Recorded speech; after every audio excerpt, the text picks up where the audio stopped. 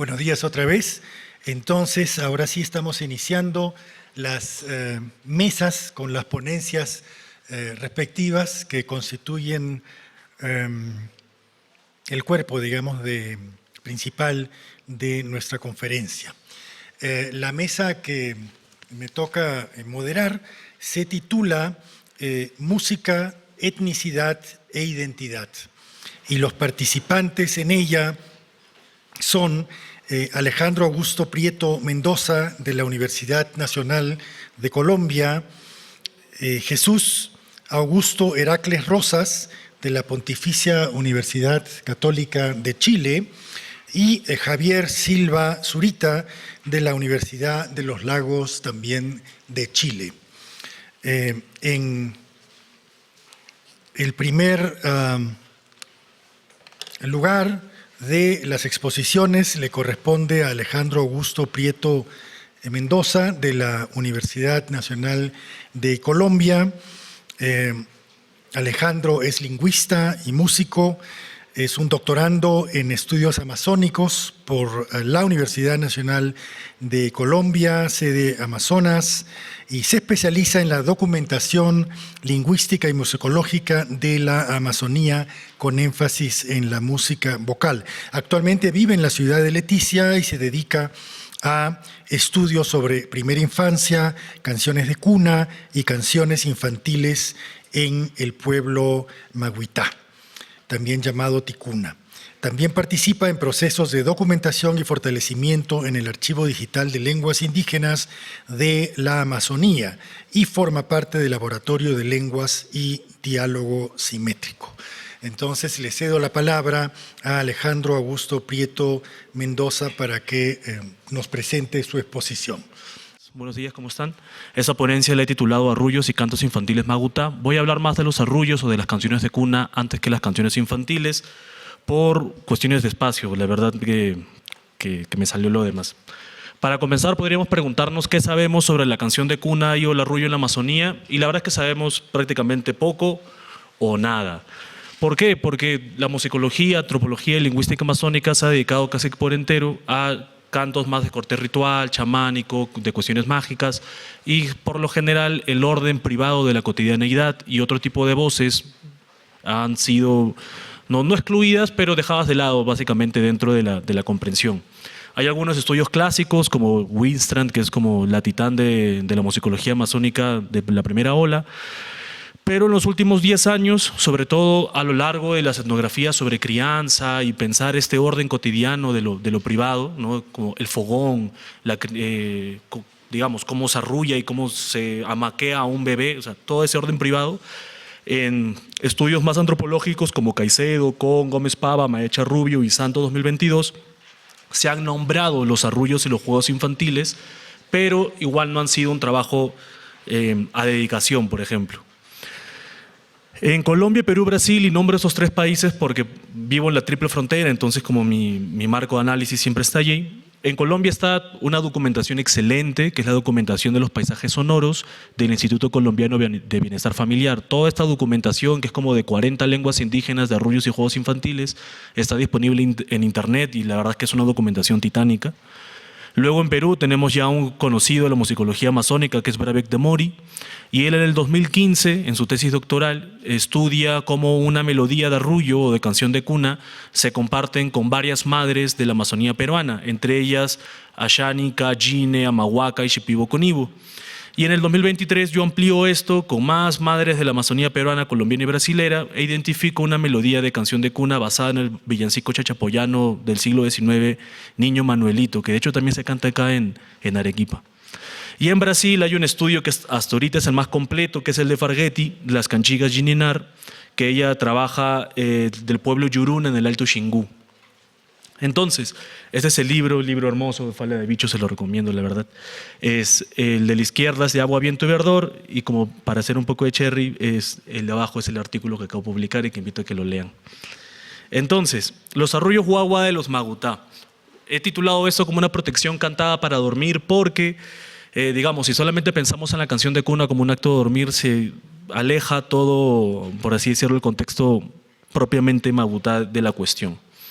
Entonces, los magutao, también conocidos como ticuna, son, de hecho, magutá significa gente pescada, porque las narraciones de origen, ellos fueron pescados por Yoí y Ipi como unos hermanos mellizos primigénicos, por así decirlo, pero se ubican a lo largo de la triple frontera entre Perú, Colombia y Brasil, básicamente en el Amazonas, desde la localidad de San Pablo hasta Manaus. También están con presencia en Iquitos y etc. En Perú hay, según el censo del 2017, 9.242 personas. Ven que en Brasil hay 53.000 y en Colombia hay 13.842. Entonces, ellos tienen como territorio de origen la quebrada de Guaré, que se ubica del trapecio amazónico al costadito, ahorita lo vamos a ver en el mapa, y básicamente estamos acá.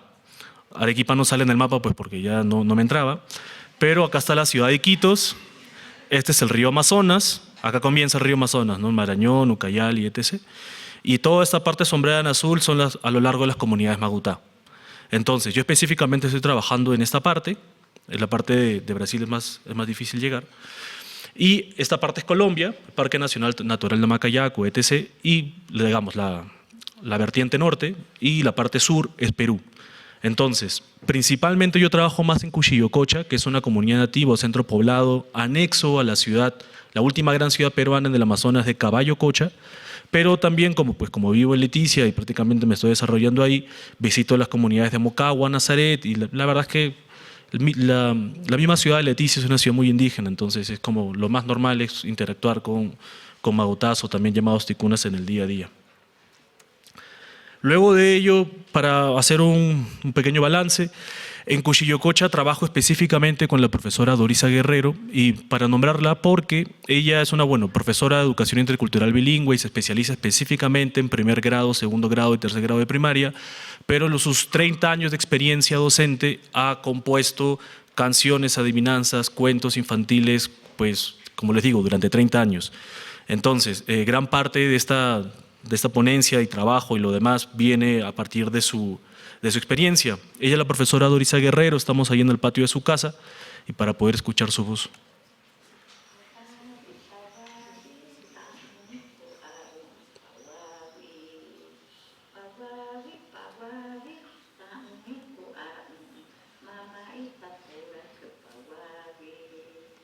Qué bonito, ¿no?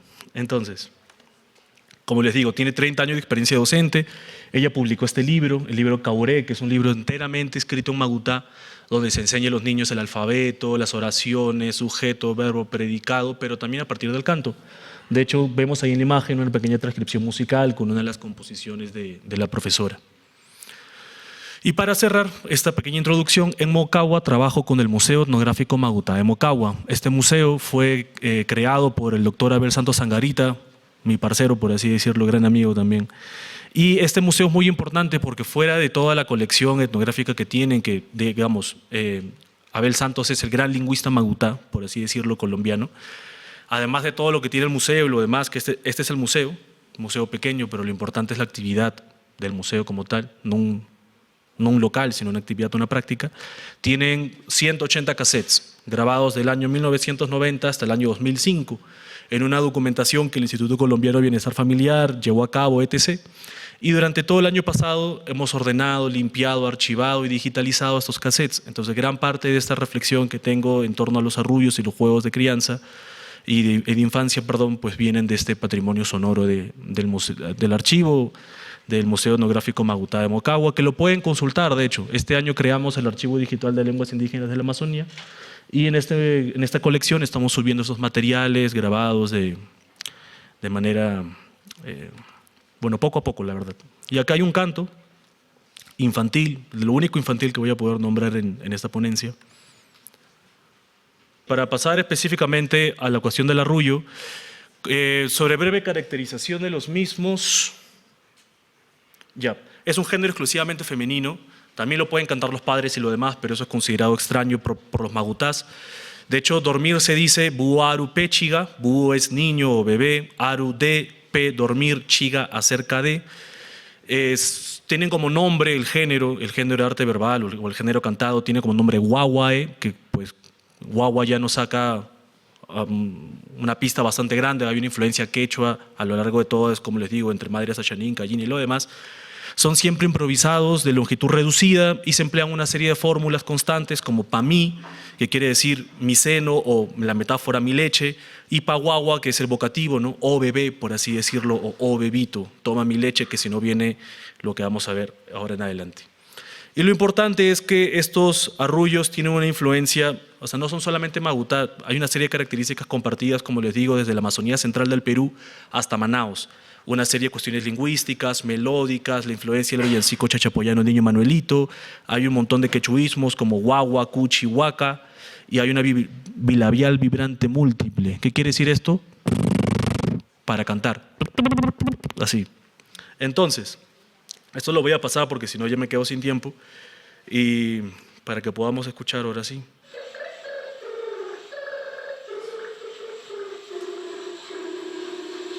¿Identifican la canción del Niño Manuelito? Niño Manuelito. Sí, esa. Entonces, esa bilabial vibrante múltiple también está entre los magutá. Lo que acabamos de escuchar es Shipibo con Ibo en el Ucayali, la ciudad de Pucallpa. Ahí no está la melodía, etc., pero igual está este sonido característico. Ahora sí, para pensar en los arrullos y por qué digo que son una protección cantada, hay que primero entender la teoría del cuerpo o la antología magutá. Y lo importante es que todos los magutá reconocen primero esta categoría de duu. Duu significa ser vivo o existente, pero el ser vivo no es solamente los seres humanos.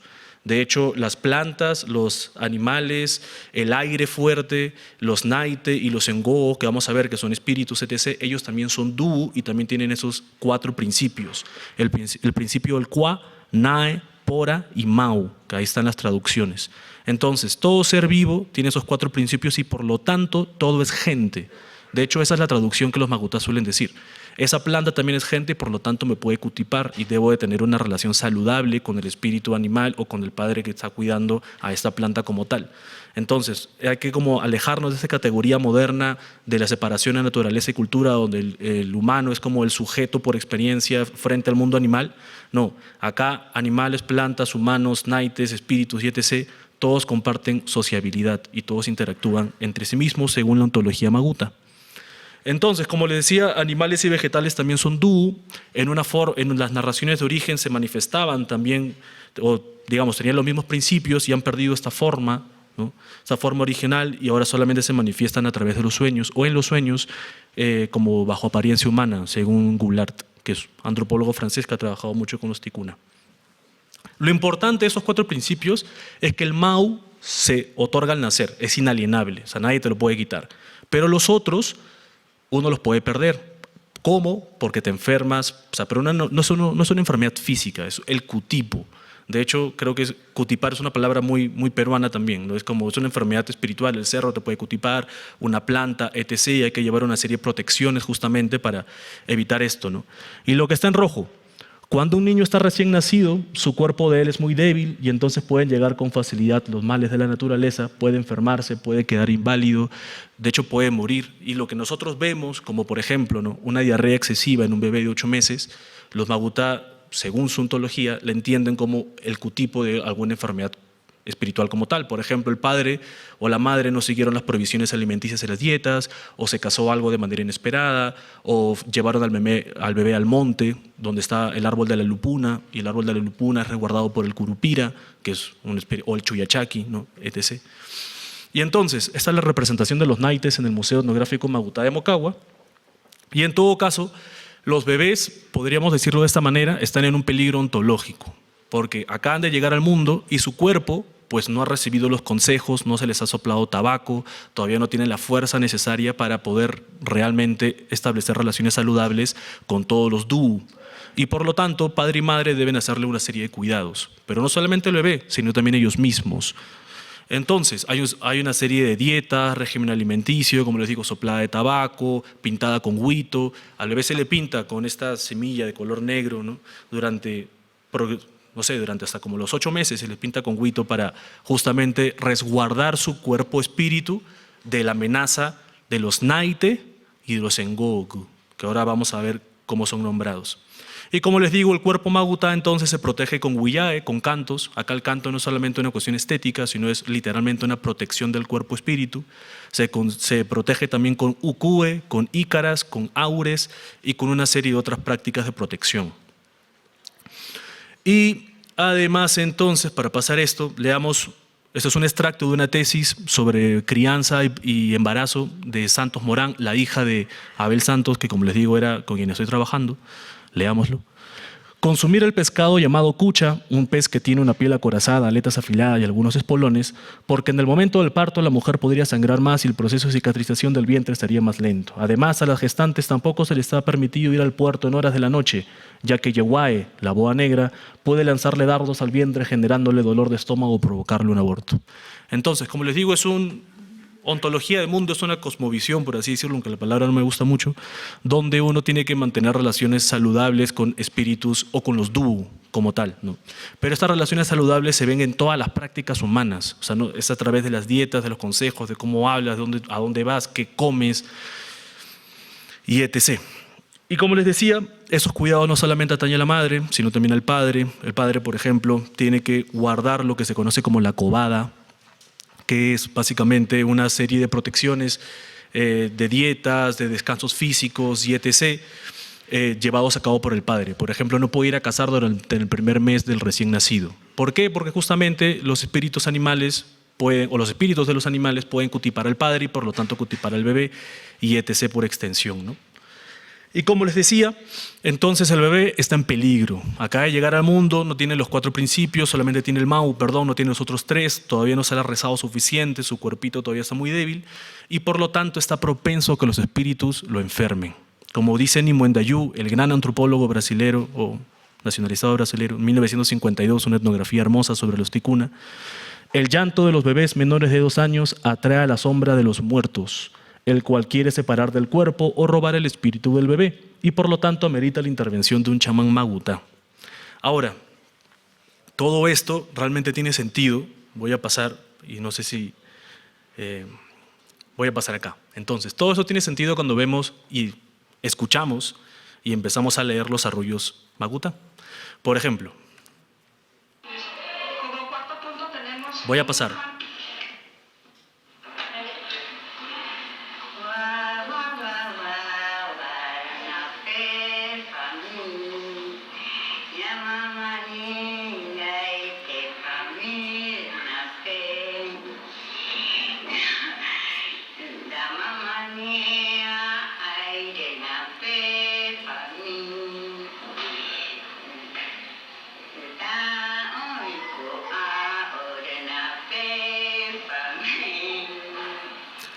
Este arrullo fue grabado en 1998, cantado por Celia Parente y dura 4 líneas. O sea, como les digo, son de extensión de reducida.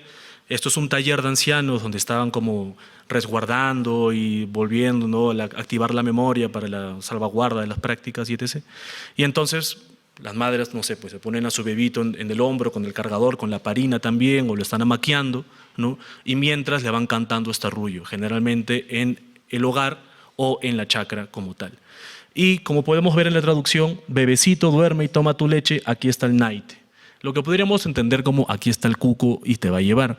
Pero el cuco, digamos, para nosotros es solamente una figura literaria, por así decirlo. Acá los naites son nombrados no solamente por eso, por estética, no es eso. O sea, los Magutá interactúan diariamente con los naites, porque los naites son dúo y pueden cutipar y enfermar no solamente al bebé, sino a padre, madre, miembros de la comunidad, etc. Entonces, los naite, como otros animales como el tigre, el gallinazo, el perro y la vaca, el perro y la vaca porque son metáfora de los mestizos, es decir, todos nosotros, por así decirlo, o los no Magutá, pero son potenciales amenazas. Pero son, como les decía, potenciales amenazas en tanto quieren robarse el espíritu del bebecito recién nacido. Y son nombrados como por ejemplo acá, no sé si escucharlo, pero bueno, tenemos otro animal. Es que justo esos animales no son cualquier animal, de hecho. Son animales con porá fuerte.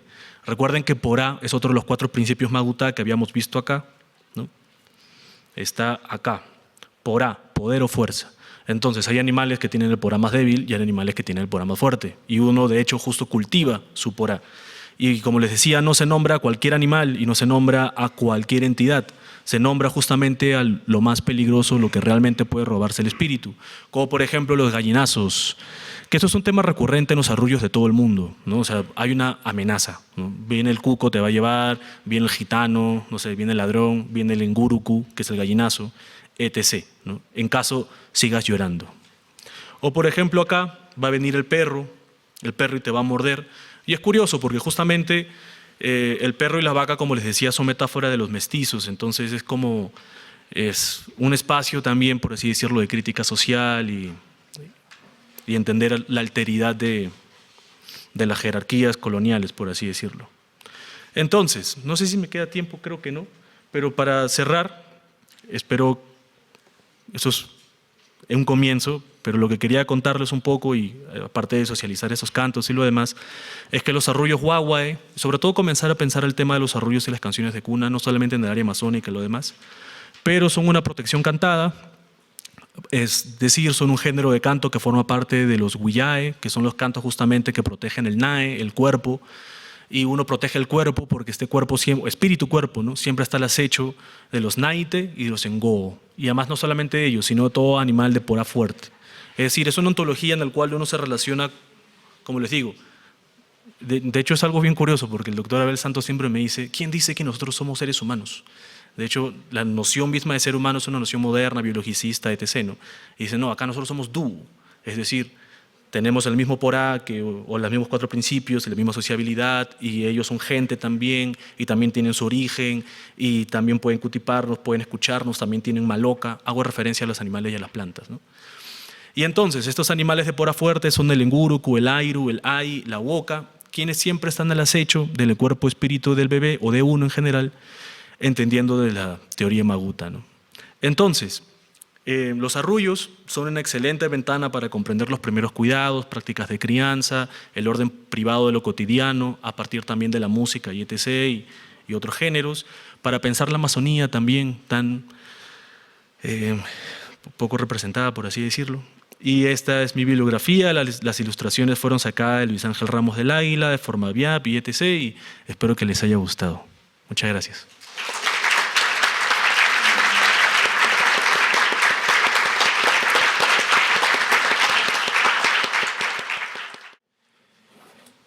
Muchas gracias para Alejandro otra vez por su muy interesante exposición que nos trae al Congreso una visión sobre la dinámica de la música amazónica y además al tema de los archivos y cómo es trabajar con archivos vivos que todavía tienen una importante vinculación con su población originaria, ¿no? En esta mesa vamos a dejar las preguntas al final de las 3 exposiciones, así que por favor los que tengan una pregunta para Alejandro, apúntenla bien, no se olviden de ella, para al final poder hacerla y que él pueda contestar como se debe. Vamos a pasar entonces a la segunda exposición por Jesús Augusto Heracles Rosas. Jesús es licenciado en la Pontificia Universidad Católica de Chile en musicología, también es violinista en diversos conjuntos de música popular y música clásica también, ¿no es cierto? Actualmente vive en Puno y es profesor de música de instrumentos y además registra, aprovechando estar residiendo allí, las músicas de la región altiplánica. El título de la ponencia que nos va a brindar Jesús es Indígena Yo, Cholo Puneño, Academización y Nuevas Identidades en las Estudiantinas del Altiplano Peruano. Estimado público presente, junto con saludar, me presento. Mi nombre es Jesús Heracles Rosas, tal como me han presentado, voy a explicar hoy día el tema que ya se ha mencionado, el cual busca aproximarse al actual proceso de academización en las estudiantinas puneñas y explicar cómo lo cholo, entendido desde la identidad étnica, juega un papel central en dicho desarrollo musical. Antes de iniciar, quisiera hablar un poco del proceso metodológico de esta ponencia. El trabajo que presentaré acá se ha realizado en dos partes. Una el 2022 como universitario, el cual debido al COVID-19 realicé un primer acercamiento general de manera presencial en enero y febrero, y el online el resto del año al mundo de las estudiantinas, a quien también le agradezco al doctor Daniel Parti por su guía en ese entonces. Posterior a esto, el segundo semestre del 2021, tomé la decisión de estar en la ciudad de Puno un mes para ver más a fondo todo el mundo de las estudiantinas, estancia cual se alargó 2 años y terminará recién en marzo del próximo año. En dicha instancia en la región lacustre, tuve la oportunidad de acercarme y trabajar con el Centro Musical Brimal de la ciudad de Lampa, además de conocer otros centros de diversas ciudades del departamento. Por último, quisiera resaltar que esta investigación fue realizada sin algún tipo de fondo o subvención, o dicho de otro modo, de manera independiente, lo cual me genera ciertas consideraciones antes de ir al tema en cuestión. En primer lugar, toda esta investigación fue hecha en mi tiempo parcial fuera de mi trabajo como músico y profesor, por lo cual la redacción e ideas a presentar a continuación fueron hechas de manera fragmentada, no en el sentido de la comunicación del objeto de estudio, en comunicación con ellos, sino en la redacción de las ideas. Por otro lado, tanto el COVID-19 como las protestas en contra de la presidenta Dina Boluarte me dejaron fuera de algunos acontecimientos que se realizan anualmente en Puno, además del capital económico para poder asistir a compromisos fuera de la ciudad en que vivo. Cabe señalar que Lampa, donde está Brimal, queda 2 horas de Puno. En este sentido, considero que esta ponencia como una investigación en vías de desarrollo, pero con mucho material nuevo y antiguo reorganizado, lo cual espero sinceramente que alguien tome la posta para continuar. Sin alguna otra cosa que señalar, comienzo con lo central de mi exposición, a lo que llamo patrimonialismo, nuevas actoras y migración. Si tomamos cualquier texto que verse o mencione la situación social de las estudiantinas puneñas en el siglo XX, nos encontraremos con definiciones que acercan dicha manifestación como un fenómeno urbano, de clase alta y muy exclusivo. Por ejemplo, Héctor Aguilar Narváez, en su texto del 2012, señala que las estudiantinas se remontan hasta el último decenio del siglo XIX y nacen como grupos de músicos varones y mestizos, provenientes de las clases pudientes de la ciudad de Puno, lo cual se mantuvo hasta inicios del siglo XIX, de los años 90 del siglo pasado. Juan Carlos de la Serna constata también que la música que hacían las estudiantinas era considerada en su época como música aceptada por la élite intelectual y formaba parte de un bagaje cultural de las familias pudientes. Cabe señalar que, si bien el sector indígena podía participar en las estudiantinas, solamente eran permitidos en algunos días del carnaval, los cuales los días que estaban prohibidos eran lunes y martes, donde se realizaban los juegos y la mayor interacción social, según François Borricot en su texto que se publicó en el 2012, republicó el 2012. Toda esta situación, con el pasar de los años, se fue transformando pasada la reforma agraria, pues las élites regionales, principalmente integrantes de las estudiantinas, los principales integrantes de las estudiantinas, fueron disminuyendo su capital social, económico y cultural, mientras que el sector campesino, gracias a la reinauguración de la Universidad Nacional del Altiplano en 1972, inició un nuevo porvenir y una autonomía a la elección de sus destinos, que se puede ver en el texto de 10 sobre las élites regionales del 2003. En la actualidad, las estudiantinas son conformadas por jóvenes y adultos de diversos orígenes, sin distinción de su etnicidad, clase social, origen geográfico o género. A mi parecer, esto se debe, además de la reforma agraria ya mencionada, a su actual estado como patrimonio cultural y inmaterial de la nación que se dictó el 2012, lo cual ha hecho que en los últimos años la cantidad de participantes en los concursos de estudiantina hayan aumentado de manera exponencial. Como podemos ver acá, en el concurso que hubo el 2006, solamente habían 11 participantes, mientras que en el actual concurso, miren la notable diferencia que hay, podemos ver 35 participantes en total. Este estado de patrimonio nacional que le ha dado a la sociedad puneña un orgullo regional por dichas agrupaciones, por lo cual su enseñanza forma parte de la transmisión de un conocimiento que todo puneña debe valorar e interpretar. Por otra parte, quisiera hablar también de la integración femenina que ha existido actualmente en las estudiantinas. Durante los últimos años, la incorporación de mujeres en las instituciones musicales puneñas ha sufrido un considerable incremento, pues tal como señalé en el punto anterior, las estudiantinas solían ser conjuntos integrados casi exclusivamente por hombres, salvo las cantantes en algunas instancias. A pesar de que todavía no existe cierta paridad respecto a los puestos más visibles, tales como directores musicales, compositores, el aumento de músicos femeninas en casi todos los instrumentos ha tenido una cierta correlación con el inicio de la academización, que hablaremos después, según he llegado a conclusión con músicos del medio. Por ejemplo, Ángeles Laurente, directora del presente año del Centro Musical Miri de Mélida Paredes, una estudiantina integrada casi exclusivamente por mujeres, me señalan que antiguamente las mujeres estaban relegadas a no tocar, puesto que era mal visto por estar considerada una actividad masculina. Discriminación machista que en su época sufrió su madre, quien es mandolinista.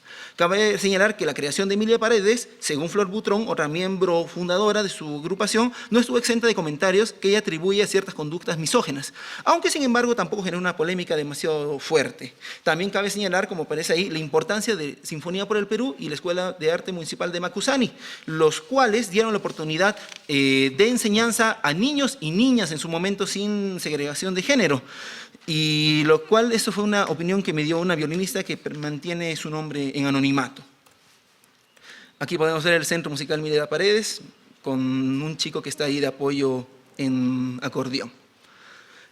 Y también el tema de la migración es interesante para entender el actual estado de las estudiantinas, puesto que Puno es una región con un nivel de migración alto, que migra urbes tales como Lima, Arequipa, Cusco. Según datos del INEI del 2015, 1 de cada 4 peruanos no vive en Puno, de cada 4 puneños, perdón, no vive en Puno, sino en otro lugar. Gracias a esto último, muchos puneños tienen la posibilidad de emigrar a dichas partes del Perú al tener un soporte familiar que lo reciba, ya sea por motivos de estudio o trabajo. A razón de lo anterior, algunos músicos aspiraron a estudiar su carrera en otras casas de estudios, que ven ahí UNSA, Dunker Lavalle, Instituto Leandro Alviña, Universidad Nacional de Música. Dentro de esto, según me cuentan algunos músicos que prefieren guardar el anonimato, esta migración tiene sus razones en la calidad de enseñanza, contactos y oportunidades de trabajo que pueden conseguir fuera de su tierra. Y no solamente gente que estudia música, sino también gente que estudia otras carreras, que gracias a estas migraciones, por las mismas razones, han tenido la oportunidad de conocer músicos de las ciudades. Es por eso, con esta razón, que actualmente no es raro ver músicos provenientes de Arequipa o Cusco en los concursos de estudiantina como miembros de apoyo. Vamos a hablar ahora de lo que es la academización. ¿Qué nos referimos con la academización? Entender la academización en las estudiantinas tiene varias aristas y orígenes que en esta ponencia no pretendo descifrar de manera histórica. Por un lado, existe gente que señala que el compositor Augusto Portugal Vidangos, quien tuvo formación académica en el Conservatorio Nacional de Música de Lima, fue quien inició con la estética que actualmente conocemos como académica, con sus obras altipampas, mientras que otra gente señala a Jorge Huirce, el que está a la derecha, como uno de los pioneros en la incursión del académico en la música de estudiantinas con sus producciones que realizaba con su orquesta. Sea como fuere, la academización es un término que en realidad yo no lo propongo ni algún investigador foráneo, sino que nace de mismo Puno por sus mismos integrantes. Antes del 2018, la FEDEGME, la Federación Departamental de Estudiantinas y Centros Musicales, y otras instituciones que realizaban el concurso de estudiantinas solo realizaban 2 categorías, infantil y adultos. Héctor Narváez, presidente de la FEDEGME, en el año 2019 propone lo siguiente. Cuando asumimos la responsabilidad de ser presidentes de la FEDEGME, implementamos estas 4 categorías, infantil, juvenil, emblemáticos y académicos. ¿Por qué razones? Porque no era posible ver a niños de primaria compitiendo con los de secundaria, que era un error tremendo. Tampoco era posible ver estudiantinas de nivel secundario con los que ya tenían formación consolidada, como el Centro Musical Portugal Vidangos, el Centro Musical Edgar Barcarce, los cuales tenían un nivel mucho mejor. No encontramos al momento un término adecuado. No estábamos muy contentos con definir académicos. Habría que ver un debate para definir el nombre de esa categoría, pero para conceptualizar está más la parte de la destreza técnica, la parte de la composición, y ahí integran los músicos profesionales o aficionados con mucho talento, se refiere a la categoría académicos. A mi parecer, lo que entonces se dividió entre emblemáticos y académicos fue un tema de igualdad de condiciones en el concurso. Antiguamente las estudiantinas, las ahora catalogadas emblemáticas, tenían un trabajo de ejecución bastante largo. Para que todos sonaran iguales, se tenía que ensayar con cada uno de los integrantes de las estudiantinas antiguas hasta que todos hicieran la misma melodía, acompañamientos y adornos. Era un proceso largo que, según me cuentan los miembros mayores, podía llegar a durar meses en solo sacar una canción. Actualmente las estudiantinas de los últimos años, las que llaman académicas, trabajan entre 1 a 2 meses antes, si es que no menos. Incluso he visto en un día sacar todo el concierto para ejecutar 4 temas para el concurso. Las razones de esto son porque actualmente los músicos de estudiantinas académicas manejan una lectura fluida en diversas tonalidades, sea pentagrama o tablatura, han podido tener clases gratuitas o pagadas de instrumento o han tenido la oportunidad de trabajar codo a codo con los músicos profesionales. Me parece que el término academización que se le ha dado al fenómeno estético musical tiene que ver con un cambio generacional en cuanto a las maneras de hacer música desde un afán occidentalista de progreso. Dicho de otro modo, las nuevas facultades musicales que ahora manejan las estudiantinas vuelven más modernos o más académicos a la música puneña. Dentro de este pequeño estudio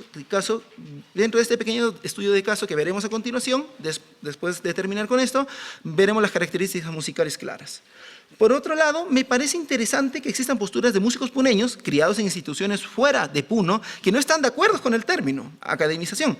Uno de ellos que me ha hablado fue Andy Ramos Maki, un compositor y músico estudiantil radicado en Lima, que señala lo siguiente: para hablar de academia tenemos que hablar de una tradición, unas estructuras teóricas avanzadas que existen dentro de esta disciplina, como puede ser armónicas, contrapunto, fuga, técnicas de instrumentación, orquestación.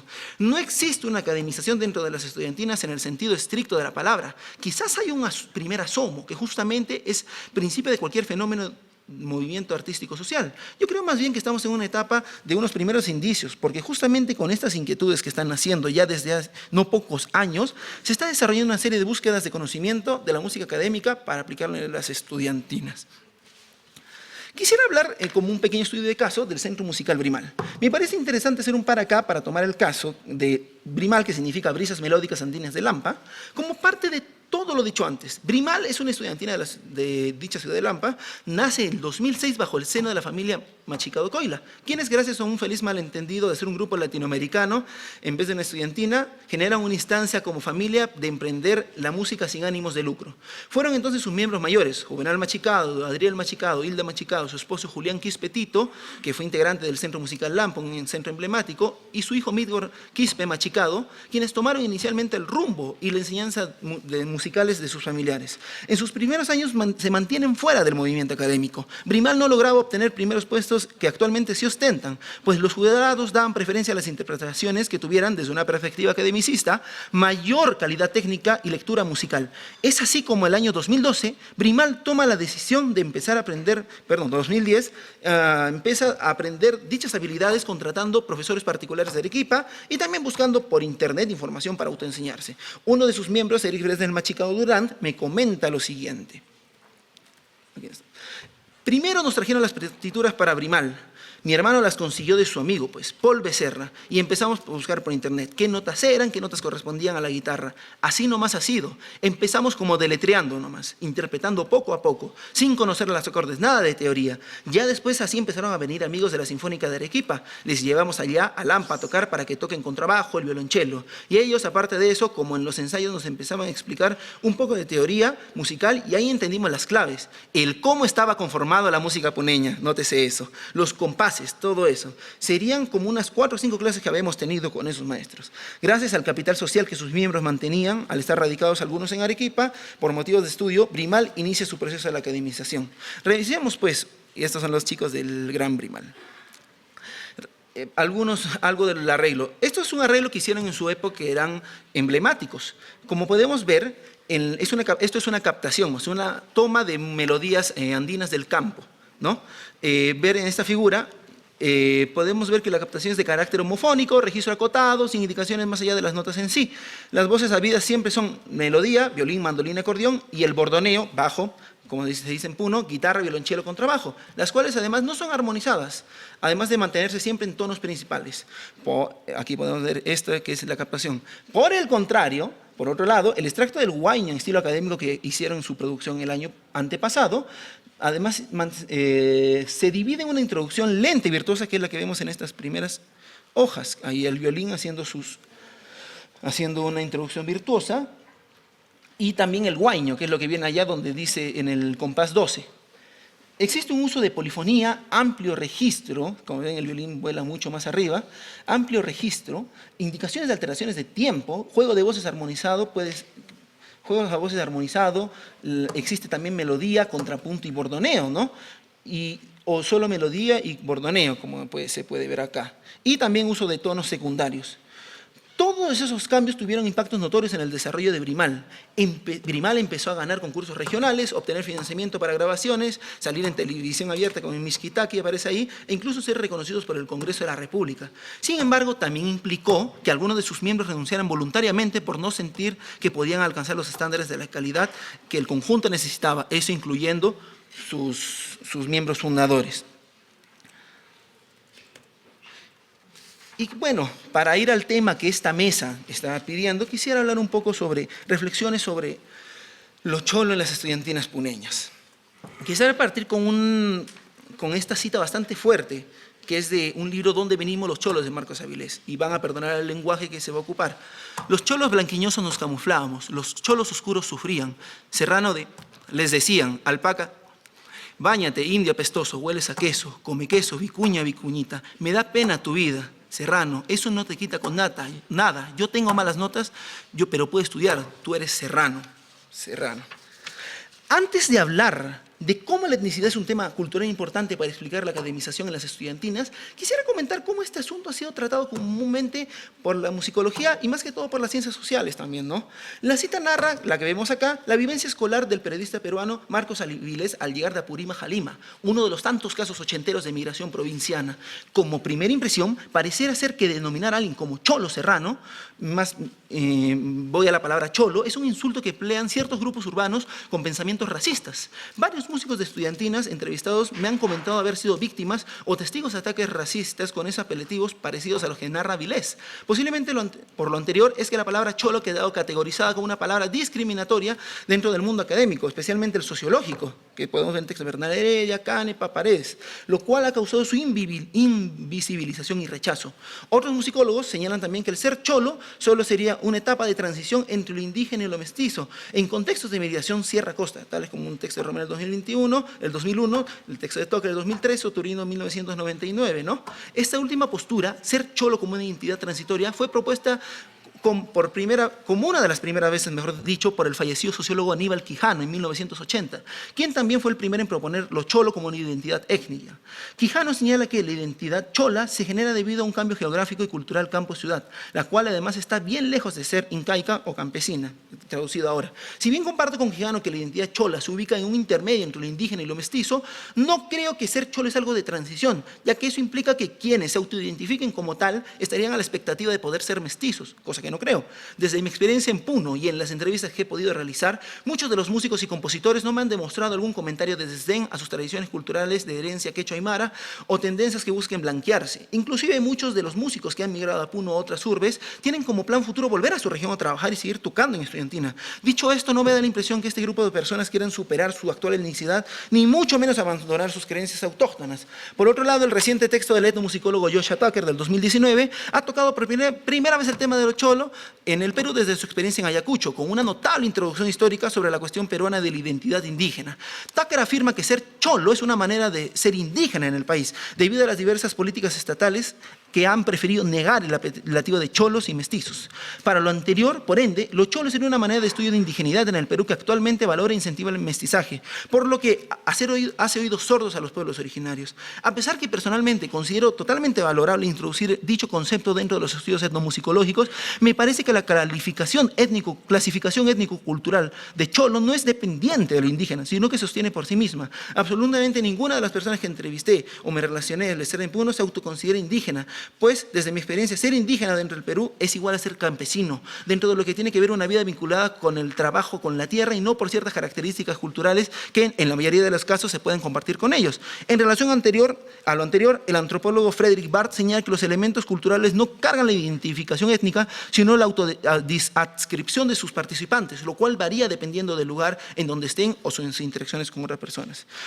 Dicho lo anterior, dentro del contexto puneño defino lo cholo como una identidad cultural urbana occidental, pero que se autoescribe públicamente como heredera de ciertos conocimientos andinos, tales como el idioma quechua aymara, la creencia de la Pachamama, las danzas y las músicas locales, etcétera, etcétera. Es ese color gris que Silvia Rivera Cusicanqui en su texto del 2010 señala que existe en la sociedad boliviana, perfectamente mezclado pero con sus matices bien definidos. Dicho de otro modo, ser cholo como identidad cultural es aceptar la vertiente altiplánica y occidental de igual manera, sin ánimo consciente de negar o sobreponer al legado de sus dos tradiciones. Según las sociólogas Rosemary Thor y Maritza Paredes en su texto del 2010, ser cholo, además se diferencia del mestizo, en conjunto considera al mestizo, este último, como un aculturado de sus tradiciones, pero mantiene distancia del campesino por haber adoptado buena parte de la cultura occidental. Para explicar este último punto, quiero ejemplificar esto con una persona anónima, que voy a llamar José Choquehuanca. José Choquehuanca nació en Arequipa, una ciudad que culturalmente se considera criolla o mestiza, ¿no? Y que es hijo de una pareja de puneños. Por herencia familiar, Juan aprendió a hablar el quechua y de manera fluida, cocinar en la tierra, creer en la Pachamama, trabajar en el campo, entre otros conocimientos de los cuales él se siente orgulloso. Sin embargo, a pesar que Juan tenga esa fuerte carga cultural y rasgos andinos bien marcados, él siempre se refiere a la gente de la sierra como esos cholos, ya que Juan se autoconsidera mestizo. Incluso Juan me confiesa que ha pensado cambiar su apellido, Choquehuanca, ya que lo considera feo. Cabe decir que de todos mis entrevistados en Puno, jamás he escuchado ese tipo de apelativos a su autoidentificación. Desde una perspectiva bartiana, considero que más allá de identificar ciertas características culturales en cierto grupo de personas, Juan se diferencia de mis entrevistados por un tema de autoascripción. Ellos en ningún momento han dudado en señalar dónde vienen, qué idiomas autóctonos hablan o qué tipo de música se escuchan. Si bien solamente algunos pocos se han definido así como cholos, todos mis entrevistados han mencionado que no tienen problema de tratarse de esa manera, incluso bromean con ese mismo término. Y para terminar, quisiera señalar un pequeño paso de cómo se ha tratado lo cholo en la musicología y cómo creo yo que esto se aplica a las estudiantinas académicas. Históricamente, la etnomusicología, en sus estudios sobre música de los Andes peruanos, ha dividido dos categorías étnicas en sus agentes, indígenas y mestizos y blancos. Esta manera de identificar a sus cultores de la música de los Andes pertenece a la herencia de la estricta tricotomía moderna indígena mestizo blanco, que habla Quijano en su texto de 2004. Ha llevado a los investigadores a limitar la identificación de sus participantes en estas definiciones. A mi parecer, tal como mencioné antes, estas definiciones no son de utilidad en contexto puneño, puesto que lo cholo es una identificación que puede servir para matizar lo indígena con lo mestizo. La pregunta es entonces, ¿por qué es necesario salir de estas categorías desde una mirada etnomusicológica? A pesar que Raúl Romero avala el término mestizo, él ha tocado el tema de la desesencialización del poblador andino o extrapolado este tema, al tema de esta ponencia, la necesidad de revisar críticamente los discursos que ha considerado la modernidad como un factor ajeno a la música e identidad de los músicos del altiplano. Haciendo referencia a un caso similar al puneño, con el Valle del Mantaro, Raúl Romero señala lo siguiente: es un claro ejemplo que las bandas del Valle del Mantaro, que muchos analistas no vacilarán en interpretar como un signo de occidentalización o como una prueba de la supremacía de los valores criollos urbanos sobre la indianidad de una sociedad andina imaginada respecto a las bandas. Es para mí una evidencia que la cultura andina mestiza no solo está atenta a lo que sucede más allá de sus fronteras, sino a la incorporación de la modernidad ha sido y aún es uno de sus rasgos más fundamentales. En esta cita de nuestro musicólogo peruano, fuertemente inspirado en Bardin Kofi Agawu, señala que las características foráneas de la música andina no deben verse como una diferencia, sino como parte de la identidad cultural de los músicos de estudio, argumentos que de la misma manera podrían aplicarse a las estudiantinas puneñas. Posiblemente la única diferencia entre el caso de Romero, de Junín, y el mío, de Puno, tiene que ver con el término cholo, que se ha ocupado constantemente por la población puneña, al menos durante bastante tiempo también como una adscripción étnico-cultural, como se puede ver en un texto de Borricó del 2012. Lo cholo, pues, explica esta necesidad de unir para mí las supuestas culturas distintas, quechua y mara, occidental y moderna, y musicalmente propone la academización como un proceso que no va en contra de sus creencias. En la academización, el estilo performativo es algo que, si bien se tranza constantemente, se debe respetar a cabalidad, pues lo puneño, o desde mi interpretación, lo cholo puneño, existe esta doble militancia.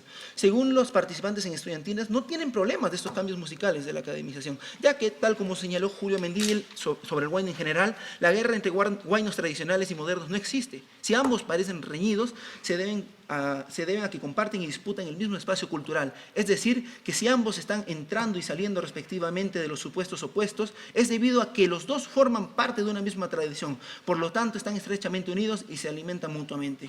Asimismo, para los músicos de estudiantina, la academización es simplemente una conversación entre la herencia de sus antepasados y las nuevas propuestas de la inevitable globalización moderna que se ha traído a Puno. Para el cholo puneño, las estudiantinas siguen y seguirán siendo lo mismo, debido a que el occidental y autóctono puneño son considerados de igual importancia a la hora de realizar su música. Muchísimas gracias y renuncia a Dina Boluarte. Entonces ahora el turno a Javier Silva Zurita. Javier es académico del Departamento de Humanidades y Artes de la Universidad de Los Lagos e investigador adjunto del Núcleo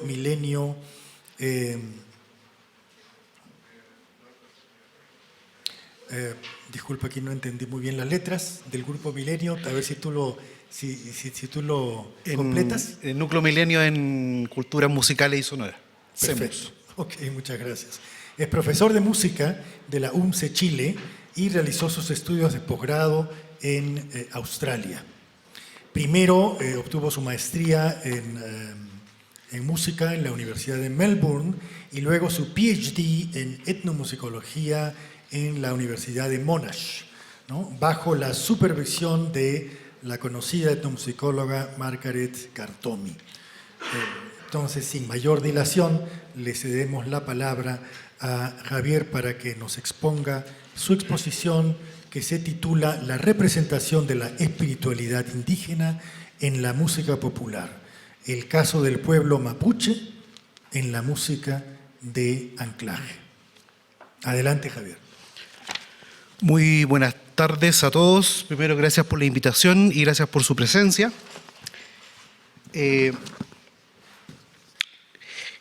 entender qué representa una música para una cultura, subcultura, grupo de personas o incluso individuos ha sido un importante objetivo para la etnomusicología.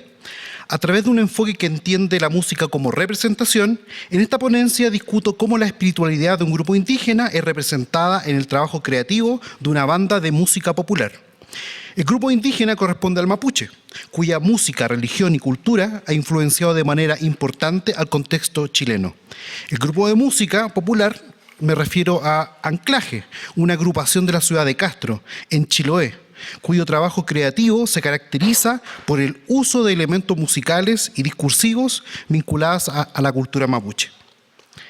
Este es el resultado de una investigación que incorpora componentes etnográficos, la cual se desarrolló en conjunto de mis colegas Ignacio Soto Silva y Leonardo Díaz Collao, que se encuentra publicada en la revista Resonancias. En ella discutimos cómo Anclaje representa la espiritualidad mapuche en su música y cómo las interacciones entre nociones de territorio, identidad y espiritualidad se articulan en un proceso creativo particular. De acuerdo al conocimiento oral, los mapuches habitan un territorio con fronteras difusas, referido como Hualmapu. Hablan el idioma llamado mapudungún y se encuentra dividido en una serie de subgrupos o identidades regionales, territoriales. Una de aquellas identidades territoriales es el pueblo huilliche, quienes se localizan al sur del territorio mapuche, referido como Futahuilimapu o las Grandes Tierras del Sur. Y hablan una variante lingüística llamada Xezungún. Los miembros de Anclaje son de la ciudad de Castro, que se ubica en la isla Grande de Chiloé, dentro del territorio huilliche denominado Futahuilimapu. Los miembros de Anclaje son Nediel Muñoz Millalonco, Claudio Pérez Yaiquel y Marco Garrido López. Nediel y Claudio se autorreconocen como huilliche y Marco como chilote, pese que nació en la zona central, pero lleva más de 40 años viviendo en la isla.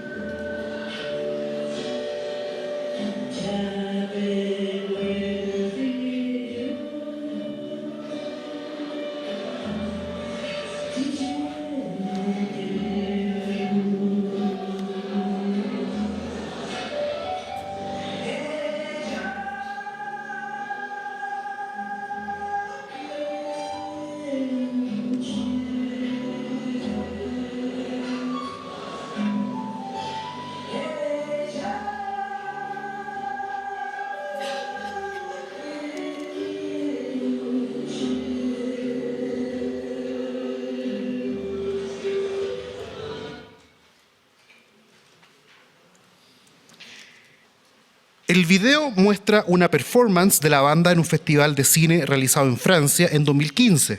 La canción se titula Canto al Sol, la cual es parte del álbum del 2014 llamado Huillil Tukun Pupulio, un título en Xezungún que se traduce como Guiado por los Espíritus. Como señalan los miembros de la banda, esta canción, como la mayoría de su repertorio, combina elementos de dos mundos, lo local mapuche y lo global occidental. Por un lado, el material tonal, el vibrato, la articulación y lengua del canto poseen características asociadas a la música tradicional mapuche. Además, la vestimenta de la cantante y el tópico de las canciones muestran una serie de elementos que fácilmente se conectan con esta cultura indígena. Por otro lado, el udu, los teclados, percusiones y sonidos de aire que son parte de la versión completa de esta canción pueden ser vinculados con el mundo occidental, a géneros musicales globales.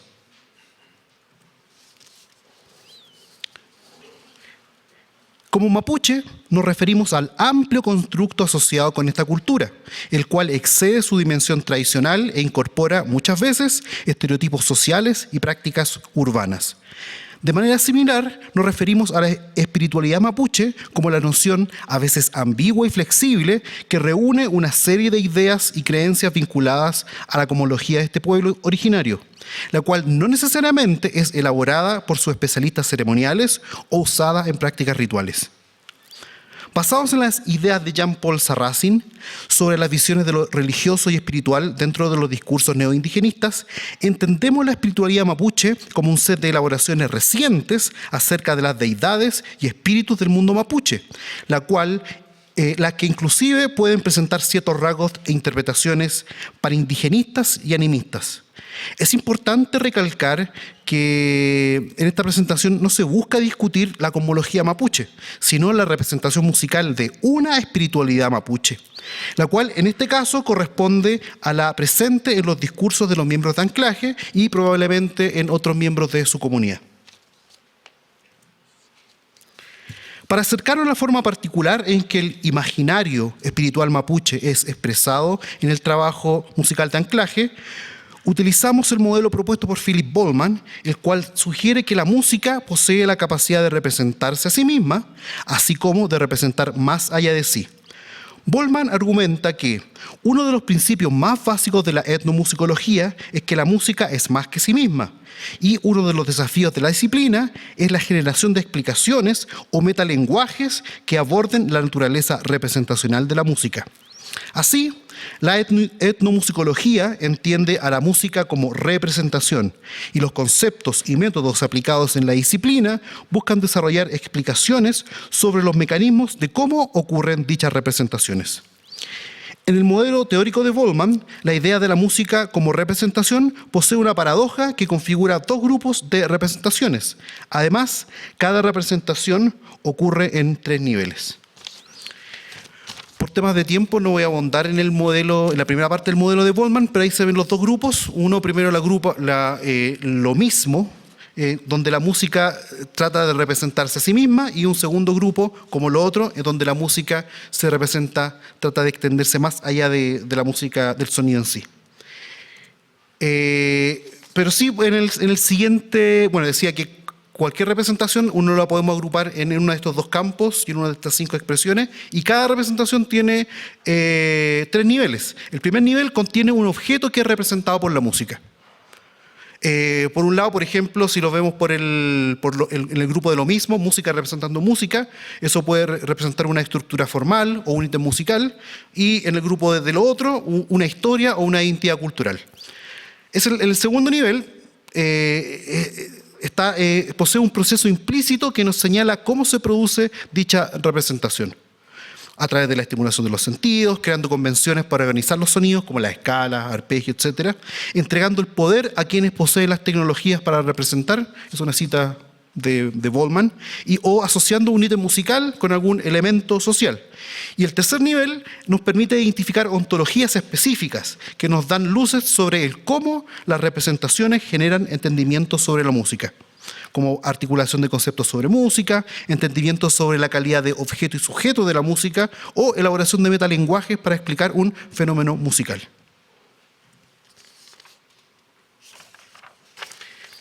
La representación de la espiritualidad mapuche en el trabajo musical de anclaje toma lugar en el proceso creativo de la banda e involucra aspectos que van más allá de la música que es finalmente ejecutada o grabada. Basado en nuestra experiencia, hablo en tercera persona porque cito a mis colegas Ignacio y Leonardo, Basado en nuestra experiencia, percibimos que en el contexto chileno y latinoamericano, la noción de la música como una práctica reducida al sonido organizado por un compositor es aún bastante común. Para abordar este problema, señalaré de manera breve algunos aspectos sobre la creatividad y performatividad en la música. En relación a la creatividad, y basados en las ideas de Emilia Peine y Nicolás Donin con Carolina Troff, se entiende que la investigación musical ha estado lentamente girando y enfocándose en el mundo real, dejando atrás nociones que vinculan a la creatividad musical con acciones aisladas y autosuficientes, llevadas a cabo exclusivamente por compositores. La investigación actual ha establecido que la creatividad en la música es un proceso complejo, basado en habilidades y experticia desarrollada en el tiempo, que toma lugar en actos, actividades y prácticas que involucran sonido musical, pero también elementos relacionados a la performance, improvisación e ingeniería de sonido, entre otros aspectos que son clave para un mejor entendimiento de la creatividad en la música. En cuanto a la performatividad, se consideran las ideas de Margaret Cartomi, quien señala que la música es, por supuesto, sonido performado, pero involucrar aspectos más allá de lo sonoro musical provee mejores entendimientos. Como resultado, Cartomi presenta un modelo de 4 partes para el estudio de la performatividad en la música. Con el objeto de acotar los aspectos involucrados en la representación de la espiritualidad mapuche en la música de anclaje, el foco será en los 2 primeros niveles del modelo de Cartomi. Así, consideramos primero la música propiamente tal, incluyendo las razones detrás de las decisiones estéticas, y segundo, la ejecución de la música y los factores que la afectan, tales como estilo de la performance, la persona del intérprete, niveles de competencia, la interacción dentro de las agrupaciones, entre otras. Los discursos identitarios de Nediel, Claudio y Marco, y probablemente la de muchos miembros de sus comunidades, se encuentran articuladas por nociones de territorio que se caracterizan por un sentido de pertenencia a la locación geográfica que habitan, así como a los constructos imaginarios asociados a estos. Los discursos identitarios se basan en singularidades, lo que en este caso corresponde a rasgos asociados a lo insular, natural y étnico de Chiloé. La narrativa explícita de los miembros de anclaje enfatiza a los pueblos originarios vinculados a la isla. A los chonos, el pueblo nómade canoero que desapareció a mediados del siglo XIX, y a las actuales comunidades huilliche. Sobre las referencias de los chonos, Claudio Pérez explica que los sonidos del mar y los samplers de personas Selknam hablando en la canción Quitral son alusiones explícitas hacia los chonos. Debido a que no hay registro de la lengua chona, se utiliza la lengua y sonidos de los Selknam, otro pueblo canoero del sur de Chile. Además, Nediel Muñoz señala que en Chiloé hay muchos nombres y caras que recuerdan la presencia de los chonos, agregando que ella es huilliche, pero que también tiene sangre chona. En cuanto a los huilliche, las referencias están dadas por el uso del chesungun en el título de los álbums, en el título y letras de las canciones, y a las temáticas que abordan su música, vinculadas al mundo tradicional, lo que en este caso incluye una forma particular de relacionarse con la naturaleza. El ensayo y el proceso creativo en anclaje presentan varias características o metáforas que pueden agruparse en 2 categorías. Una relacionada a la tradición occidental, producto de la formación musical de Nediel, Claudio y Marco, y otra relacionada al mundo indígena huilliche, producto de los aspectos identitarios previamente discutidos. En general, el proceso creativo de anclaje se inicia con una idea musical traída al ensayo por uno de los miembros de la banda. Aquella idea, una melodía, un riff o una canción, usualmente contiene un antecedente o algún elemento ligado a lo espiritual. Después, el material es presentado y explicado al resto de la banda para iniciar un trabajo colaborativo. La sala de ensayo juega un rol importante en el proceso creativo de la banda, debido a que se encuentra con una serie de instrumentos relacionados a varias culturas del mundo. Se pueden observar didgeridús, calimbas, flautas y percusiones, entre otros, que son utilizados para explorar distintas sonoridades y texturas. De acuerdo a los miembros de anclaje, la sala de ensayo posee una conexión con la naturaleza, debido a su ubicación en un área rural, cerca del mar, que permite sentir y oír a las aves, el viento y el bosque. La creación de la canción Quitral es un buen ejemplo para sintetizar el proceso creativo de anclaje. Quitral se inició con una canción rogativa compuesta por Nediel, la cual originalmente fue cantada en una actividad musical relacionada a la celebración del Año Nuevo Mapuche. Un par de meses después, Nediel realizó una analogía entre la llegada de sus colegas a ensayar con la llegada de los invitados y de los espíritus a aquella celebración de Año Nuevo. Nediel transcribió dicho material y se lo presentó a sus colegas de banda y explicó el origen de dicho canto. Luego se inició el proceso exploratorio que incorporó distintas sonoridades y recursos y estéticas asociadas al mundo global occidental. Claudio enfatiza la carga espiritual contenida en aquellos tipos de música, tal como el canto traído al ensayo por Nediel que dio origen a Quitral. Esos fragmentos y esas músicas luego comienzan a dialogar, a conversar con otros tipos de conocimientos vinculados a la música occidental.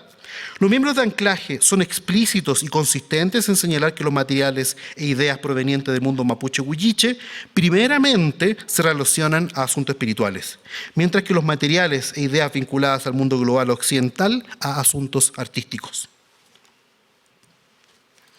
En el caso de Anclaje, encontramos una profunda reflexión acerca de cómo el territorio es representado en la música, ya que es el lugar que se habita el que articula los procesos de identidad, y es esa identidad la que articula una forma particular de entender la espiritualidad mapuche.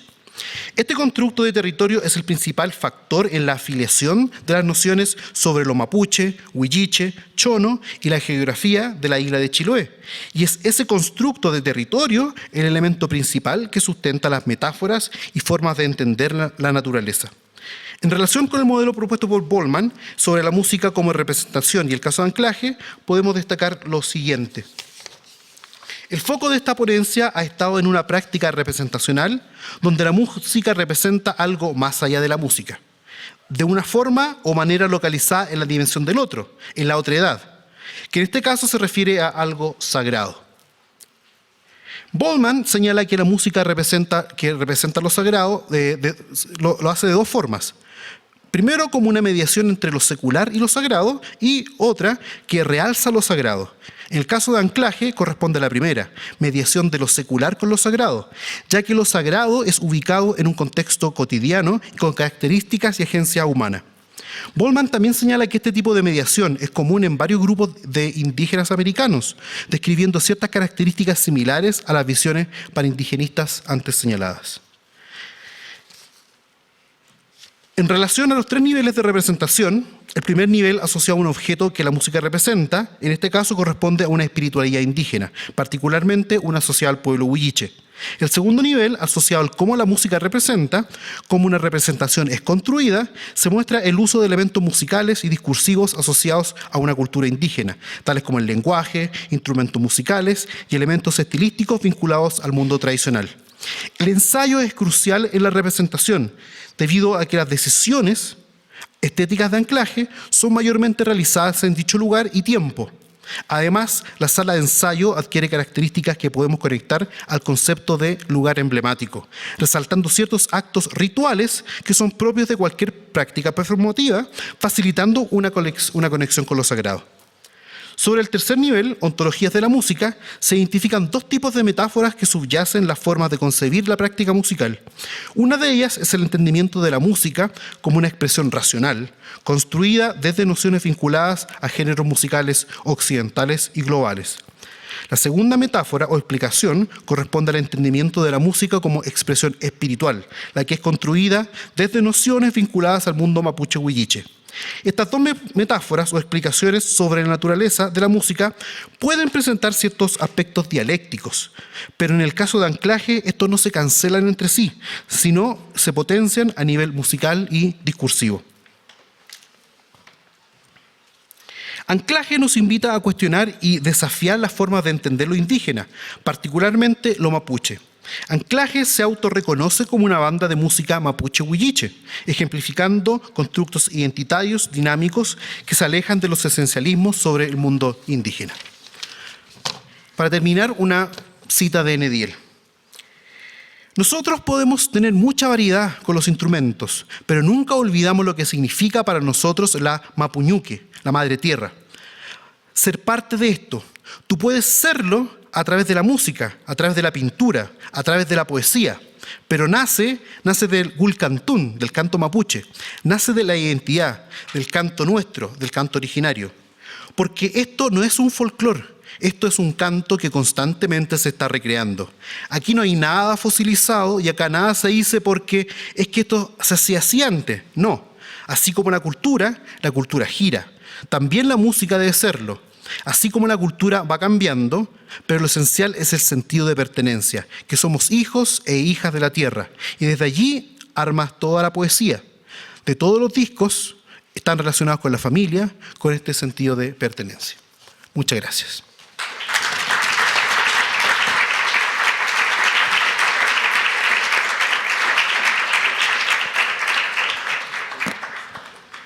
Muchas gracias, Javier, por esta interesantísima presentación. Y ahora sí vamos a pasar a la etapa de preguntas y respuestas. Ahí hay una pregunta. Adelante, camisa celeste. La pregunta es para Jesús. Es simplemente, ¿por qué se llaman estudiantinas? Y lo otro, ¿es solamente tocar el repertorio tradicional de Perú?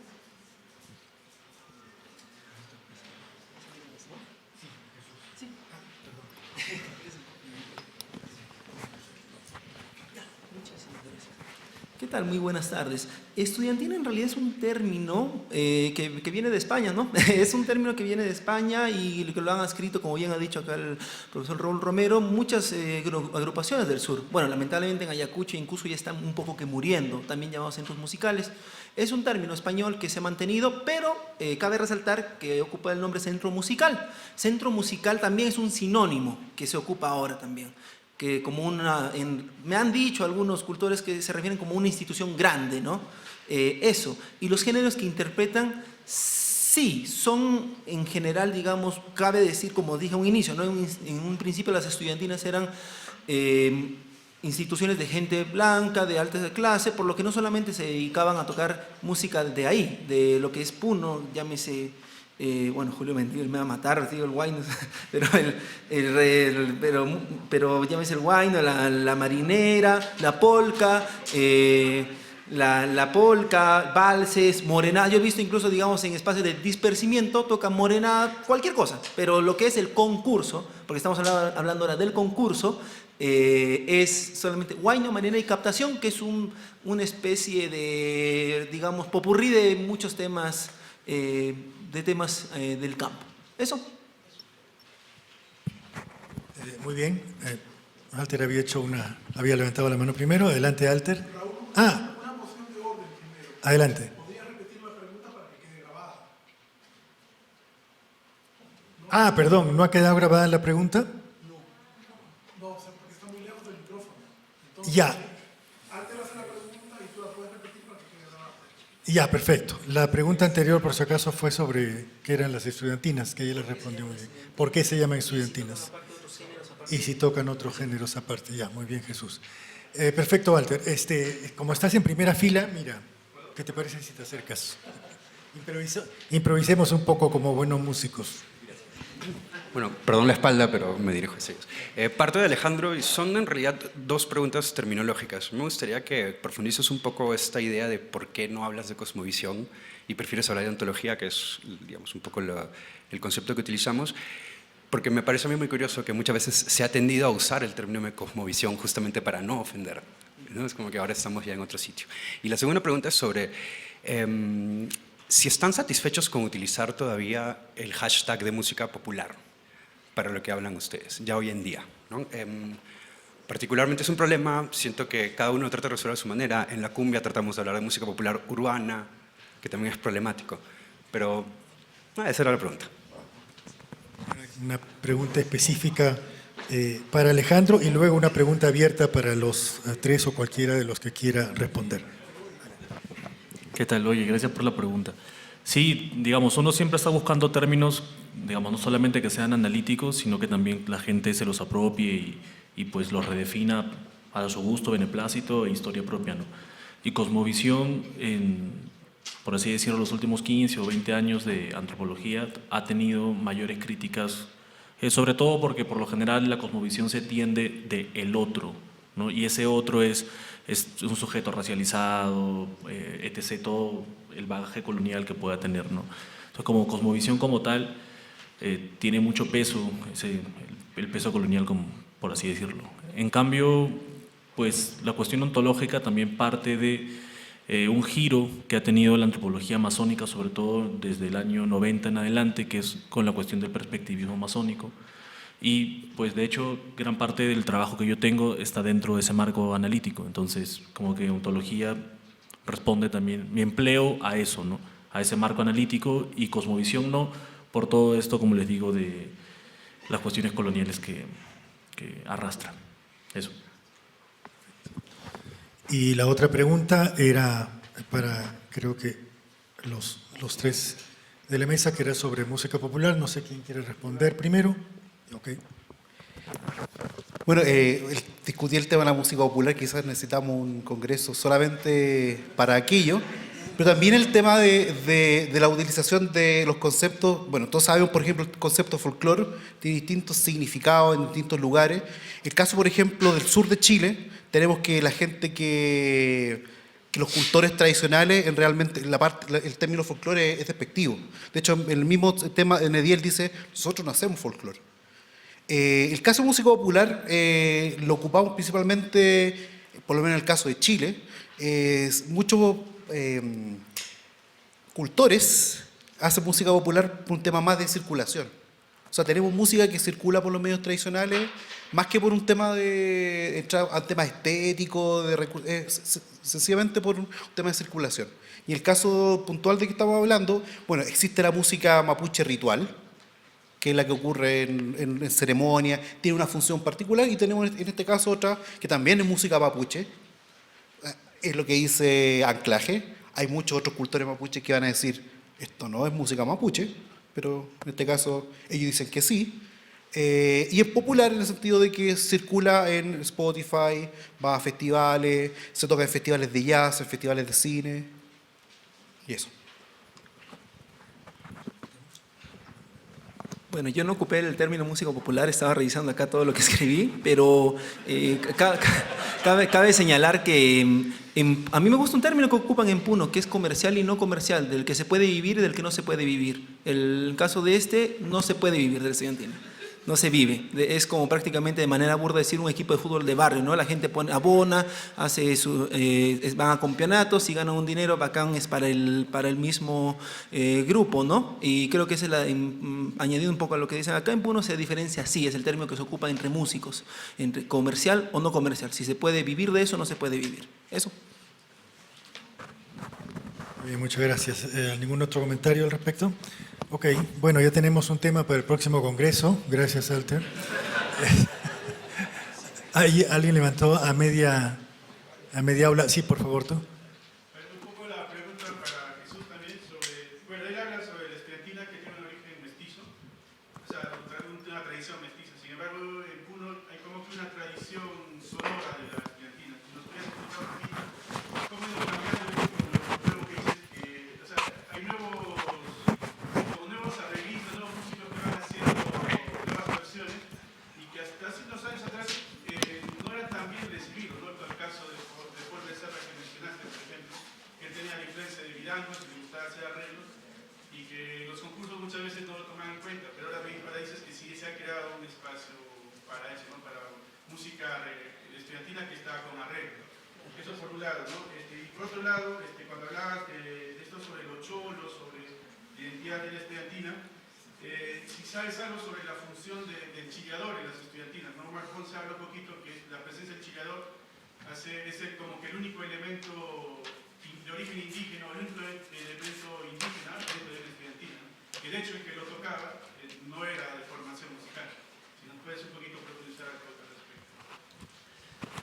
Bueno, respecto a lo primero, esto lo que voy a hablar es información del campo, por decir así, no es información que esté escrita y es algo que lamentablemente Paul Becerra me ha costado un mundo entrevistarle, no es una persona que muy abierta, ¿no? En ese sentido, saludos para Paul Becerra si está viendo esto.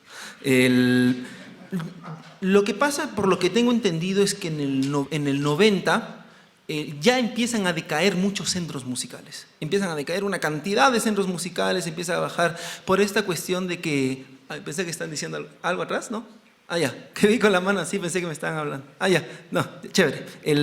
Pasa que en los 90 ya los centros musicales empiezan a decaer por esto que ya las élites que existían, ¿no? Antiguamente, que eran los principales intérpretes de este tipo de música, se empiezan a ir de Puno, ¿no? Bueno, creo que es bien sabido por la mayoría de la gente, ¿no? Que muchas de estas élites migran a Lima, Arequipa, a otras partes, ¿no? Otras decaen, digamos, en cierto olvido en su misma región.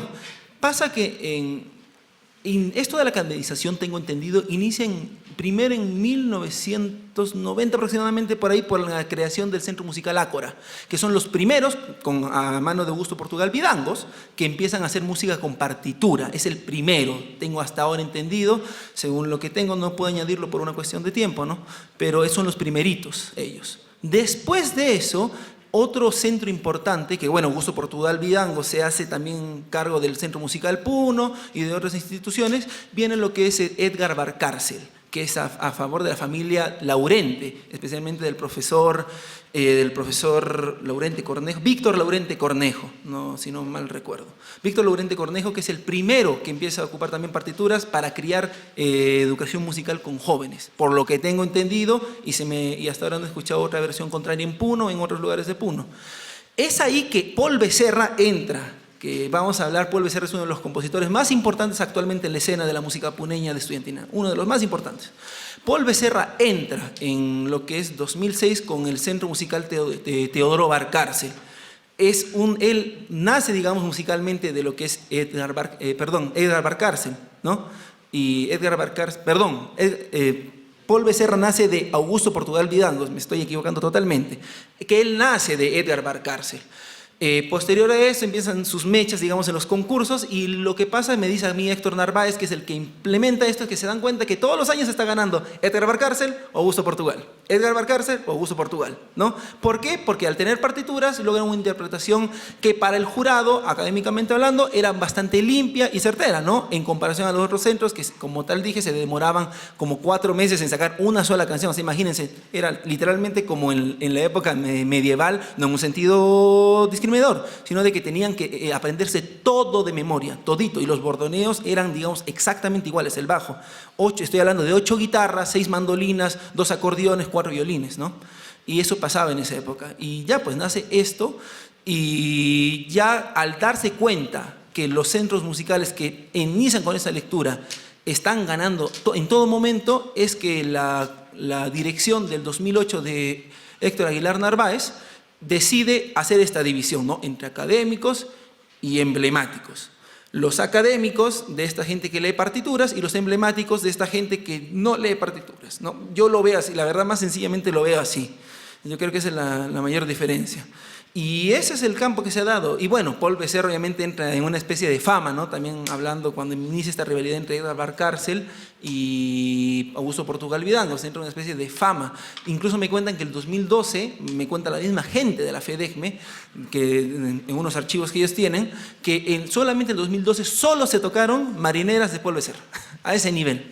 Solo porque entró una especie de fama muy fuerte y que hasta ahora yo creo que se mantiene. Hay muchos compositores que siguen su estética y eso. La siguiente pregunta lo tengo aquí. Respecto al chillador.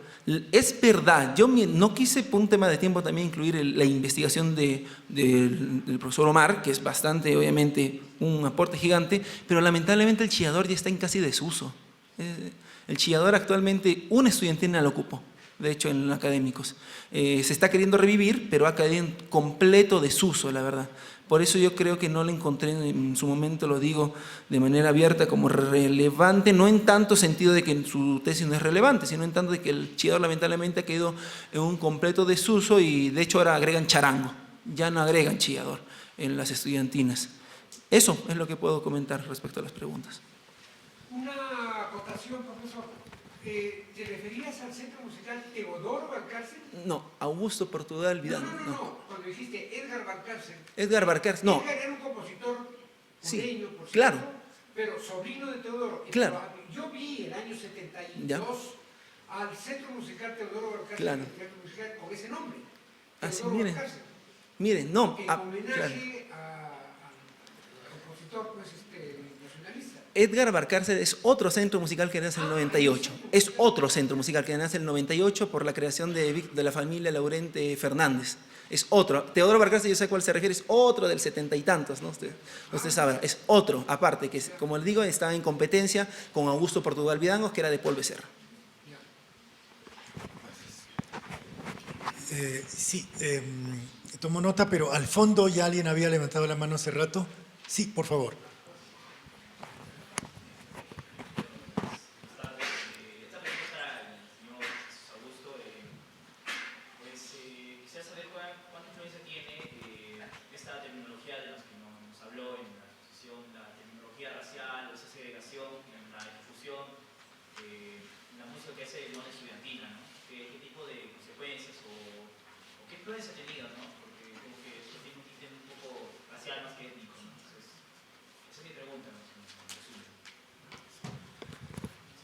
¿Podría repetir la pregunta? Perdón, se me fue el hilo, un segundo, por favor.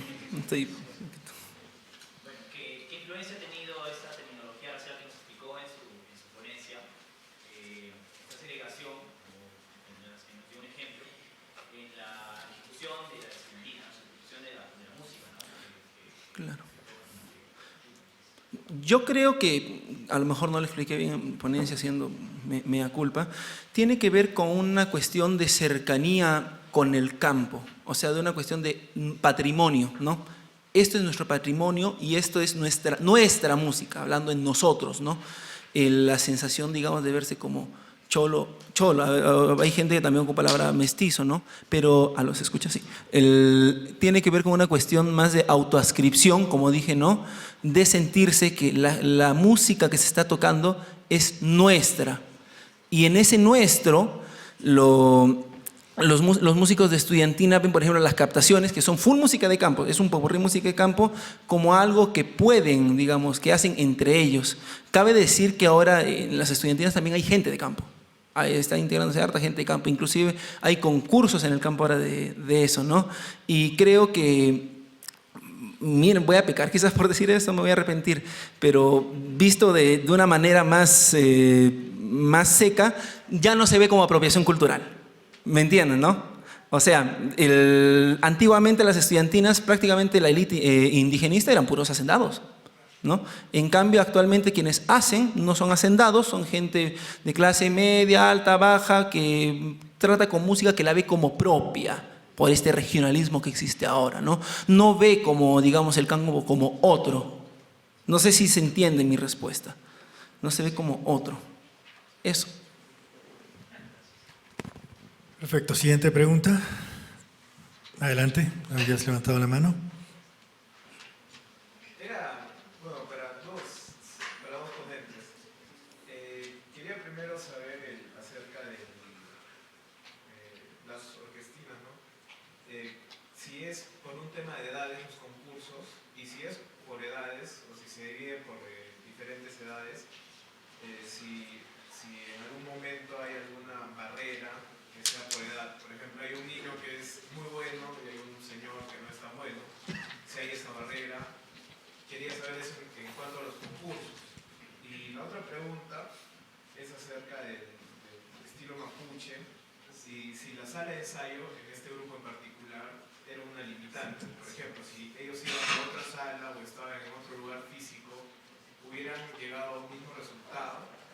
Y también saber la visión que a veces yo creo que se tiene en la actualidad, que es como que la música occidental no tiene alma, que solamente lo indígena es lo que tiene alma y lo que tiene un sentido. Y yo creo que a veces olvidamos también que mucha de la música occidental también tenía un componente muy religioso, muy ritual, y quería saber qué opinaban al respecto. Perfecto. Primero le damos la prerrogativa a Javier, luego a Jesús. Yo hablé, no recuerdo el autor que plantea el tema del lugar emblemático. En este caso, el lugar emblemático es un lugar que es significativo para la gente que lo utiliza. Y lo más probable es que no hubiese tenido el mismo resultado. porque en este caso la casa, la sala de ensayo que está ubicada en la casa de Nediel, tiene su instrumento ahí, a disposición. Entonces, y los van utilizando. Además también el tema de quizá, me voy a otro lado, pero lo importante a veces es que el estudiante de música versus el que va a la academia versus el profesor que va a la casa. El mindset es distinto. Entonces el dirigirse a ese lugar también genera una predisposición distinta, que está al lado del mar, está en un sector rural, obviamente hay una predisposición. Con respecto a lo occidental no tiene alma, esto un poco también es lo que un poco decía, que quizás lo occidental y lo indígena muchas veces genera una situación dialéctica y que muchos otros casos de música mapuche se anulan entre sí. De hecho, el tema de otros gente con que he trabajado, cultores tradicionales, tiene un poco lo mismo. Dicen, oye, la música electrónica no tiene alma, está todo grabado. Pero en este caso puntual de anclaje se complementan, porque en realidad los tres tienen formación musical. Nediel, que estudió canto lírico, Claudio Pérez Yaiquel es un compositor, bueno, es jazzista, es compositor académico. Hay hartas obras sinfónicas que lo han tocado bastante en el último tiempo. Y Marco tiene una formación un poco más desordenada, profesor de historia, pero es bien común en otros ejemplos de música mapuche. Y por eso decía, en el tema de la música mapuche es bastante común que un mapuche le dice al otro, está bonito Peñi, pero eso no es mapuche. Es súper común. Entonces, en este caso, por eso hablamos de que el caso de anclaje es súper significativo, porque rompe las barreras del esencialismo indígena. O sea, el indígena puede... Ellos dicen, nosotros hacemos música mapuche huilliche. Y lo mezclan, sigue siendo mapuche huilliche, aunque tenga elementos de jazz o elementos de otras músicas. Sí, respecto a los concursos, en el último año, creo que lo pasé muy rápido, se ha visto una nueva, digamos, mucho más ingreso de niños. De hecho, en el último concurso, creo que no se alcanzó a ver, ahora hay de inicial, kinder, a lo mejor lo conocen en otras partes, hay de kinder, concurso de kinder, de inicial. Existe también categoría en lo que es el concurso de la FEDECME de Puno, porque son hartos. Existen en Ayaviri, en Lampa y en hartos pueblos más que dentro de Puno. Pero esos son los tres más importantes. También en Juliaca hay uno que a veces hacen, a veces no. En el caso del concurso de la FEDECME, que se hace en la ciudad de Puno, paréntesis, Puno es región y Puno también es ciudad. Eso. La ciudad de Puno existe, como digo, la categoría inicial, kinder, la categoría primaria, la categoría secundaria, la categoría, esos son los de joven. En primaria estamos hablando de 6 a 12 años, secundaria estamos hablando de 12 a 16, casi 17 años. De ahí sigue emblemáticos, que ahí ya tiene que ver, como dije, que no es por un tema de edad, sino por un tema de interpretación, porque supuestamente los emblemáticos no leen partituras y se ve más que todo su manera interpretativa de su estilo. Aunque yo igual tengo mis objeciones con eso, porque creo que en realidad sí es para medir de quiénes leen y quiénes no, para no calificarlos de manera injusta, ¿no? Pero también cabe señalar que en los emblemáticos es mucha gente mayor. En los emblemáticos es harta gente mayor, ¿no? Gente ya muy mayor. Y en cambio en lo que es académicos es mucha gente más joven. Adultos jóvenes y jóvenes. Eso. Muy bien. Sí. Ahí, por favor, sí. Sí, tú. Esta pregunta va para Alejandro.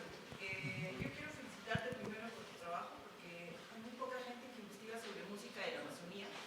Y desde tu perspectiva quisiera saber por qué crees que pasa esto. ¿Por qué crees que hay tan poca investigación acerca de la Amazonía? Segundo, trabajas en una triple frontera, me dijiste, ¿verdad?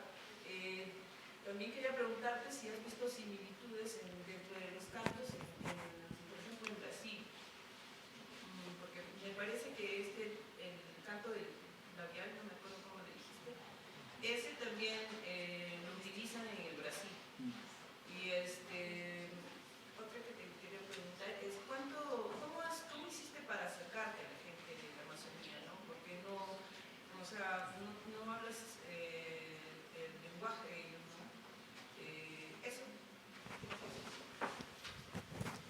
Bueno, muchas gracias por tu pregunta. Es muy grande, voy a tratar de resumir en una idea simple y sencilla, que es que nuestra idea de nación se ha construido bajo el paradigma costeño andino, y a pesar de que el 60% del territorio del Perú es Amazonía, nuestra idea de nación prácticamente la excluye. También porque la fundación de las ciudades en la Amazonía básicamente son del ciclo cauchero hacia adelante, y hasta 1960 y eso, ¿no? Entonces, gran parte de nuestra idea de nación imaginario excluye a lo amazónico, ¿no? De lo segundo, sí, este sonido, la bilabial vibrante múltiple, que ese nombre lo dice todo, ¿no? Los dos labios vibra y vibra muchas veces, como tal. Lo utilizan, sí, muchas madres en distintos grupos amazónicos. Es bien común, de hecho. La surarina también, en Iquitos, bueno, en la región de Loreto.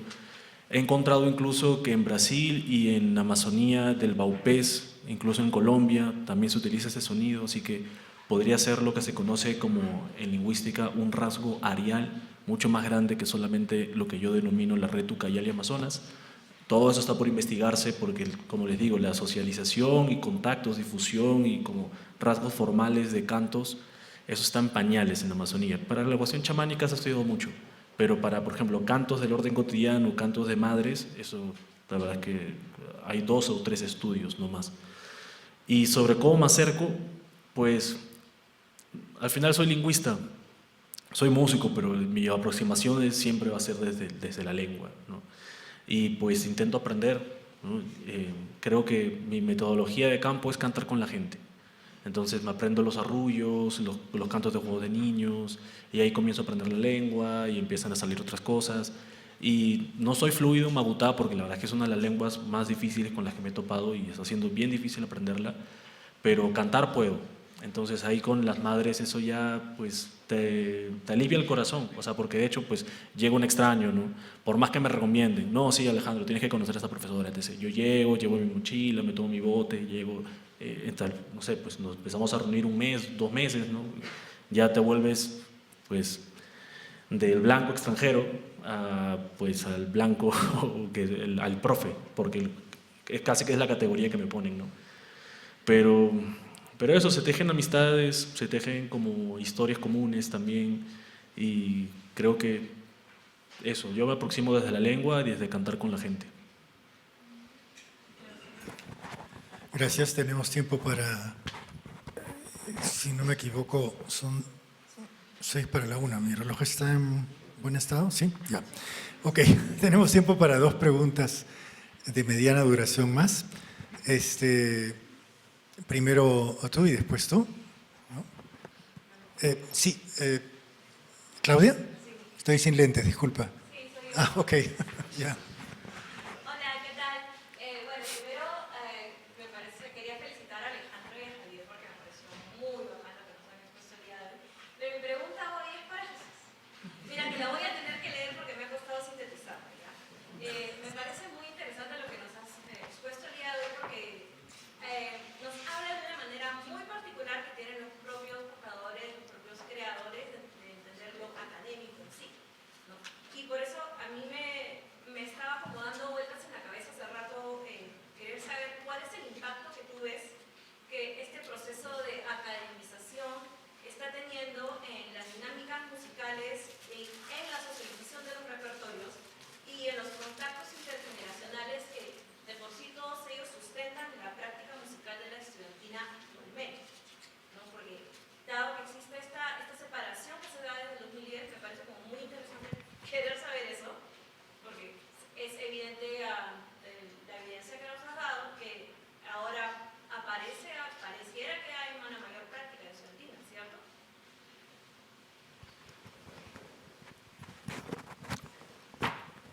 Bueno, yo creo que la notación musical, ¿no?, que ha estado tomando, yo creo que el cambio más grande, ¿no?, que ha estado tomando esta música que antiguamente era solamente de escucha, se ve, digamos, con 3 funcionalidades, creo yo. Primera funcionalidad es un tema del concurso. El concurso para ellos es muy importante, porque el concurso es el momento en que ellos generan fondos. Y en el momento que ellos, digamos, aparte de, digamos, poder hacer sus producciones, busquen en YouTube, si se me acercan después les puedo comentar de harta música que está en YouTube, ¿no? Pueden hacer sus producciones, pueden traer lo que se dice informalmente como jales, o sea, gente que viene a apoyar a la estudiantina, que no pertenece a la estudiantina, pero que van a apoyar, ¿no? Y se les paga. Eso es muy importante para ellos en cuanto, digamos, la anotación para una cuestión del concurso. Eso yo creo que es lo primero que ¿por qué ha habido digamos, esta socialización de repertorio? Lo segundo, creo yo, es que también se ha dado una función pedagógica a las estudiantinas. O sea, en Puno ya muchos colegios están adoptando el formato de estudiantina como una manera de, digamos, de hacer música, de la clase de música. Y actualmente, digamos, se ve en el concurso, ¿no? 15 colegios de toda la provincia enfrentándose. Creo que también la socialización de música que se está dando actualmente tiene que ver respecto a una cuestión pedagógica. Y van creciendo los concursos, más y más, cada año que pasa en Puno. De hecho, ahora salió un nuevo, anteayer me enviaron un nuevo concurso que salió de parte del UGEL, que es quien se dedica, para los que no son de acá, todo lo que es la organización de primaria y secundaria por parte del Estado, ¿no?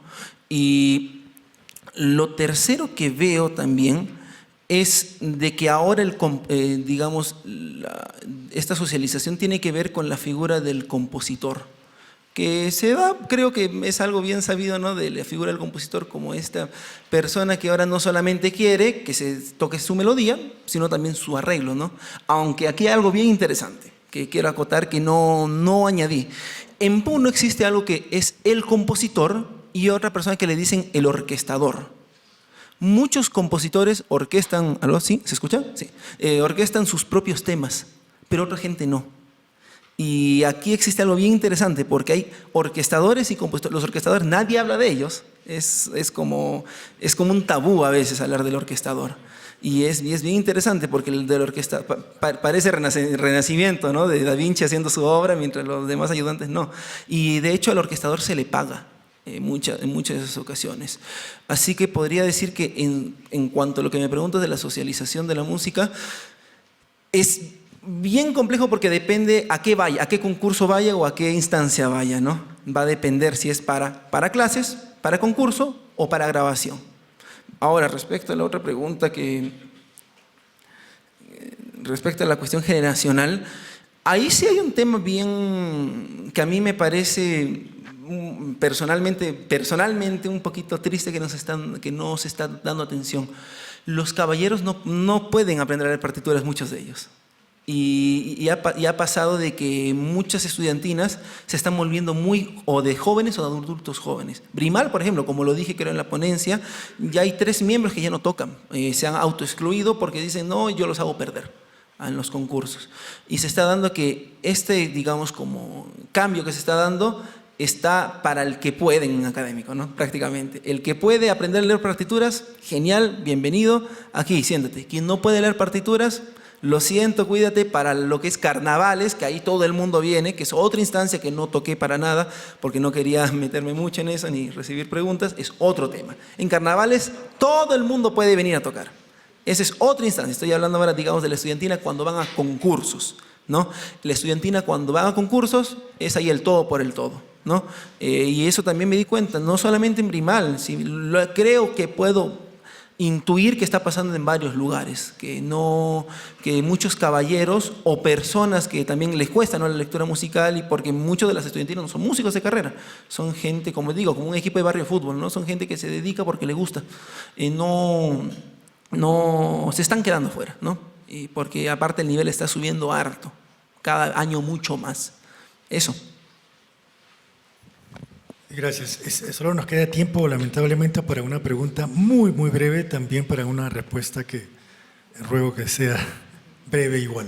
Ok, disculpen por la pregunta, porque en primer lugar quería felicitarlos y agradecerles esta cuestión en común que los 3 exponentes tienen en sus paneles sobre cómo es que están construyendo vuestros análisis en diálogo, de forma dialógica, con los espacios en los que están en conversación y cómo es que usan categorías de este espacio.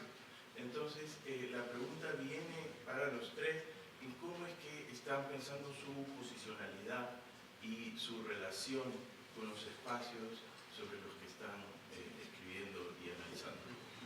Perfecto, entonces voy a pasar el micro a uno por uno, rogándoles que por favor ninguno se exceda más de 1 minuto. Bueno, la verdad es que importante pregunta. Desde toda la parte que podamos llamarle ética y metodología de evolución de todo lo grabado, que me parece el primer paso, pero fuera de eso también intento que sea un diálogo simétrico, y simétrico en todos los sentidos, o sea, desde hablar remuneraciones financieras hasta hablar coproducciones, hasta, bueno, al fin y al cabo la tesis debe de tener un nombre, ¿no? Pero si podría ser realmente un documento colaborativo, polifónico, por así decirlo, sí. Y digamos, por más que haya decidido mudarme a la Amazonía, no nací allí. Esa también es como parte de mi discusión. No hablo una lengua indígena, no soy indígena, o sea, todo eso reconocido absolutamente, pero también dentro de toda esa historia que empiezo a labrar, por así decirlo, cada vez más me comprometo con esa ciudad, al menos que me ha acogido, ¿no? Y hay también todo un trabajo desde mi corazón, desde el territorio, desde la gente que voy conociendo, de todas estas voces que forman, ¿no? Y de ahí creo que me posiciono.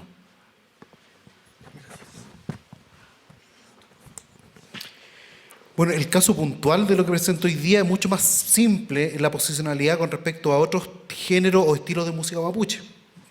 En este caso es mucho más sencillo porque estamos hablando de música popular, en donde de cierta manera uno colabora con la agencia de los mismos músicos.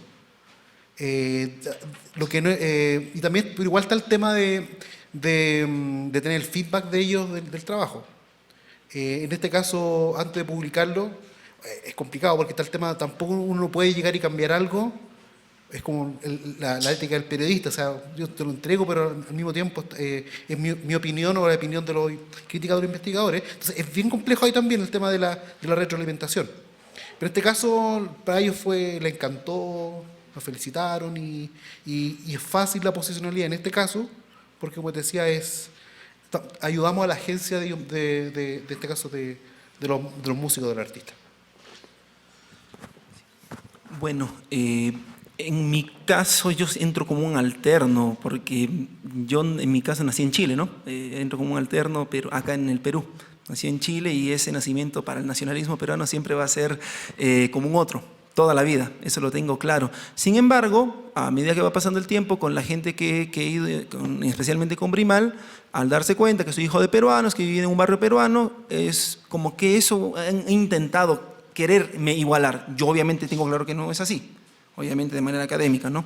Y respecto al trabajo en sí, como la información misma, yo todo el rato he estado conversando con ellos. Creo que no hay mes en que no hable con uno de los miembros mostrándole lo que estoy redactando. Hasta ahora, en estos casi 4 años.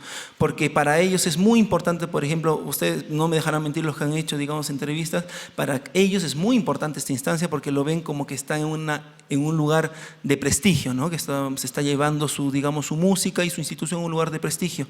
Y por ende sé que tengo que hablar cosas que para ellos les parezca coherente con su imagen institucional que quieren demarcar. Sin embargo, la parte de etnicidad, que es lo más complicado y por eso no lo he presentado en 4 años esto, me demoró tiempo en intentar limpiarla porque sí era en su momento bastante complejo hablar de la palabra cholo, ¿no?